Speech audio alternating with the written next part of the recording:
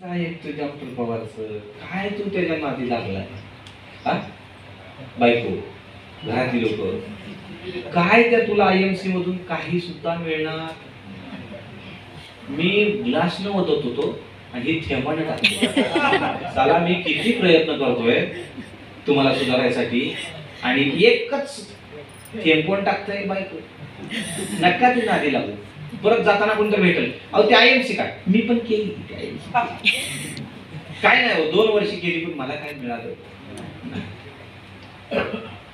हे तुमच्या ब्रेनवर टाकलेलं काय ऍसिड पॉइझन. वा वा, सुंदर, जबरदस्त. तुमच्या ब्रेनवर अशी लोक टाकत जाणार, मग त्याच्यामध्ये अजून कुणीतरी येणार, अरे मी करत होतो खूप काय या सिस्टम मधून भरपूर काय केलं परंतु मला काय मिळालं नाही, त्यासाठी स्किल लागतं वगैरे हे त्याला माहित नाही, पण त्याचा परिणाम एका सेकंदामध्ये तुझ्या मेंदूवर झाला.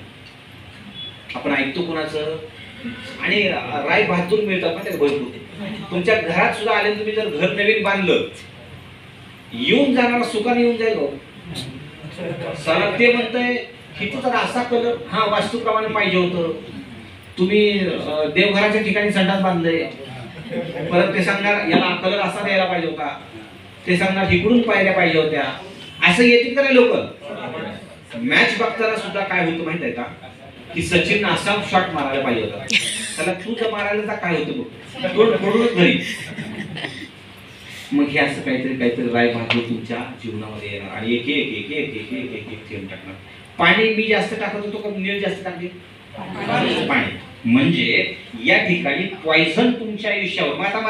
मग आता हे मी करून गेलो, मी चांगलं शिकून गेलो आणि आता पुढच्या महिन्यापर्यंत, 1.5 महिन्यापर्यंत, 2 महिन्यापर्यंत येईपर्यंत तिथल्या तुमच्या आसपासच्या लोकांनी तुम्हाला राय द्यायला चालू केलं. काय द्यायला चालू केलं? राय द्यायला चालू केलं. मग परत मला पुढच्या महिन्यात यायला लागेल आणि मग परत तुम्हाला सारखं शिकवावं लागेल, सारखं शिकवावं लागेल, सारखं शिकवावं लागेल. तरी तुझ्या डोक्यातली घाण काय निघायला?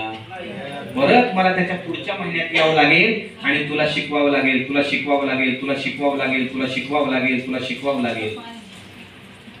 तरी सुद्धा अजून तुझ्या डोक्यातनं मळ जायला तयार नाही, तुझी निगेटिव्हिटी जायला तयार नाही. परत तुला मला अजून आयएमसी बद्दल चांगलं सांगावं लागेल, समाजाबद्दल चांगलं सांगावं लागेल, तुझ्या स्वप्नांबद्दल सांगावं लागेल, तुझ्या आई बापाबद्दल सांगावं लागेल, तुझ्या आई बापाला या सिस्टम मधून तू काय काय करू शकतो हे सांगावं लागेल. त्याच्यानंतर या सिस्टम मधून तुझ्या लेकरा बाळांचं काय होऊ शकतं ते सांगावं लागेल.